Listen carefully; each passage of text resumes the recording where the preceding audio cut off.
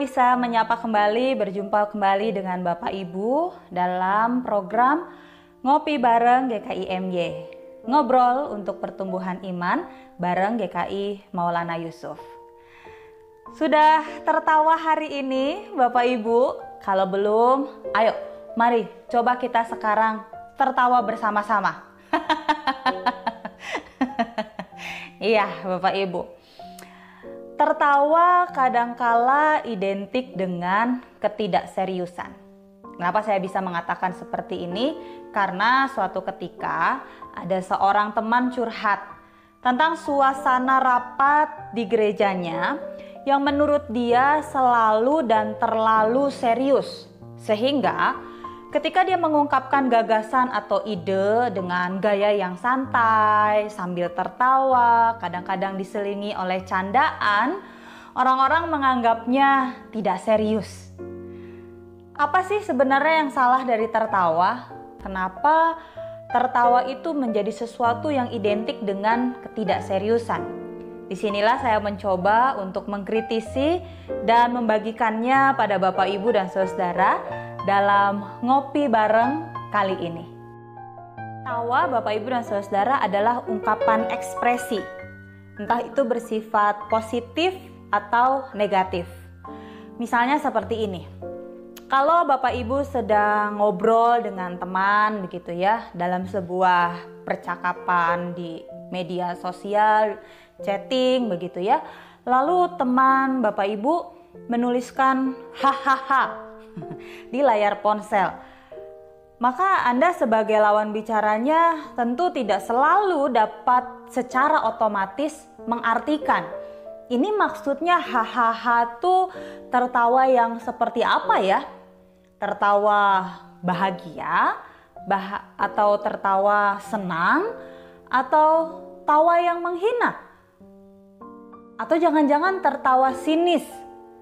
Walaupun ketika teman saudara menuliskan hahaha itu diberi emoticon dengan mimik wajah tertentu, tapi tetap saja kita tidak bisa dengan otomatis dan segera mengartikan maksud dari hahaha itu, tertawa itu.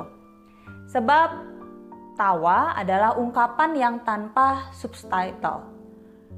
Kita kadang sendiri susah mengartikan tawa itu sendiri.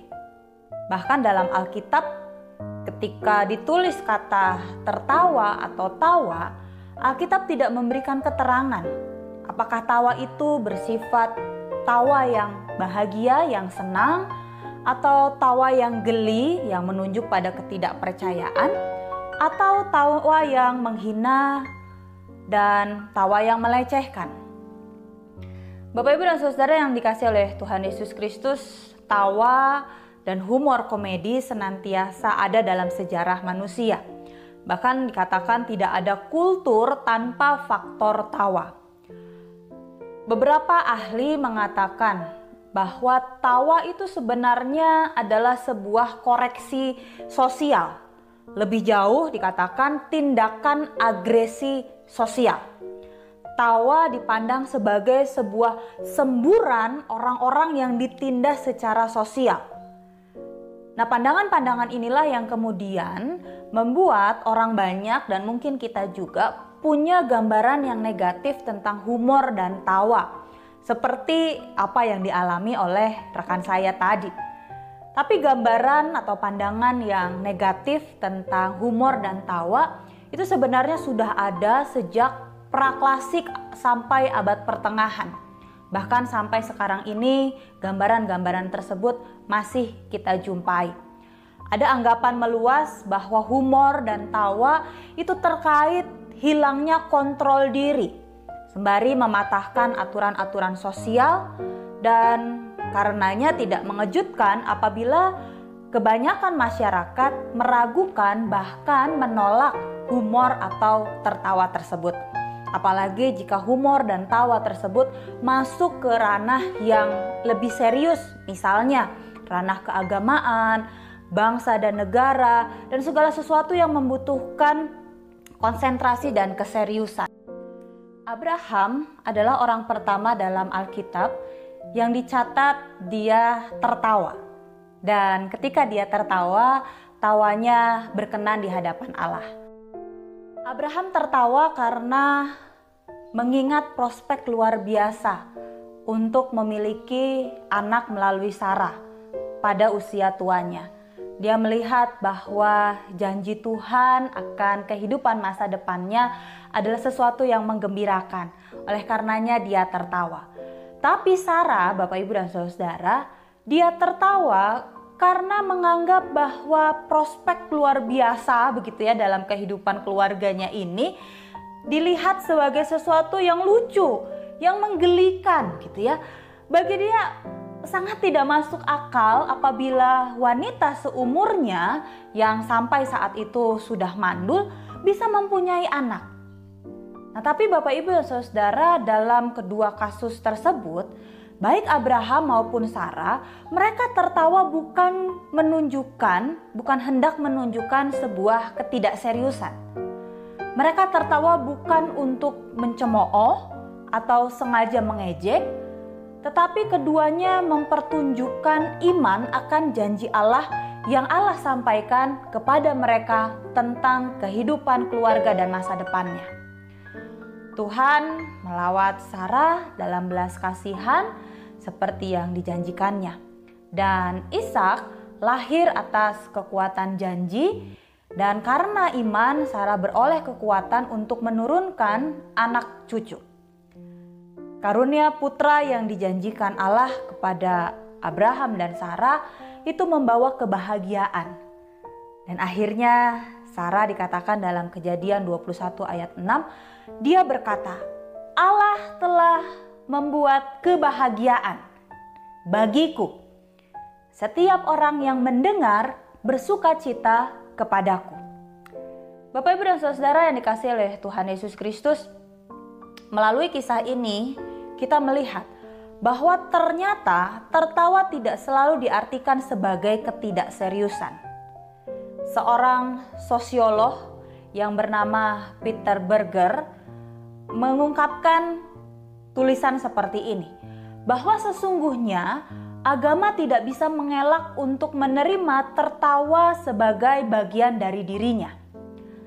Tawa dan religiositas itu adalah saudara dalam roh, bagaikan satu kesatuan dalam anatomi. Fenomenologi tertawa mau tidak mau harus membimbing orang ke teologi tawa. Karena tawa itu senantiasa ada dalam sejarah manusia. Pernyataan ini dan juga apa yang menjadi kesaksian dalam Alkitab melalui kisah Abraham dan Sarah, kita dapat melihat bersama-sama Bapak Ibu dan Saudara bahwa humor atau tawa bukan melambangkan sisi dangkal komunikasi manusia, melainkan justru menjadi modus eksistensial kehadiran manusia. Tawa menjadi saluran epifani atau penampakan ilahi. Tawa dapat mengungkap sisi terdalam rohani sehingga dapat mendefinisikan hakikat kemanusiaan kita. Orang mungkin bisa bertahan dengan perut lapar, tapi ketika stres menghinggapi, biasanya seringkali berujung pada tindakan bunuh diri. Dan humor atau tawa justru hadir agar orang bisa terbebas dari sumpeknya hidup. Dia dapat kemudian melihat sisi lain yang menggembirakan dari kehidupan ini, dan akhirnya dia punya daya juang dan daya hidup lebih lama lagi.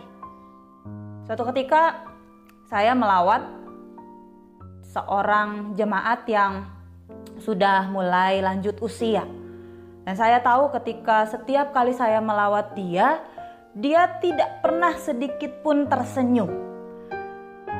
Dari mimik, dari ekspresi mukanya, dia tidak pernah sekalipun menampakkan wajah yang sukacita, yang gembira. Sehingga dalam percakapan yang terjadi antara saya dengan dia, hal-hal yang diungkapkan adalah selalu hal-hal yang berkaitan dengan keluhan, ketidakpuasan, tidak bisa bersyukur, dan lain sebagainya. Jadi Bapak Ibu dan Saudara, mari kita lihat bahwa ternyata tertawa bukan saja membawa kita pada hati yang bersuka cita, tetapi juga mampu melihat sisi lain kehidupan. Maka tidak ada yang salah dengan tertawa. Kita membutuhkan tawa itu agar kita tetap waras. Jadi walaupun kita sedang menghadapi banyak persoalan saat ini, sedang menghadapi banyak pergumulan dan kesulitan-kesulitan, Bapak Ibu dan Saudara, ingatlah untuk tetap bisa tertawa. Karena tawa itulah yang membuat kita punya kewarasan dalam melihat dan menjalani kehidupan.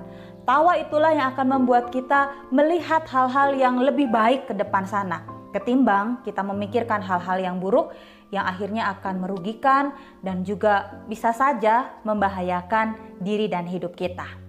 Nah, Bapak Ibu dan Saudara, sekian sapaan ngopi dari saya hari ini. Semoga melalui sharing yang saya bagikan hari ini membuat Bapak Ibu dan Saudara tercerahkan dan terutama memiliki semangat, memiliki sukacita, dan ingat untuk bisa tertawa dalam menjalani kehidupan ini. Selamat melanjutkan aktivitas kembali dan Tuhan Yesus memberkati.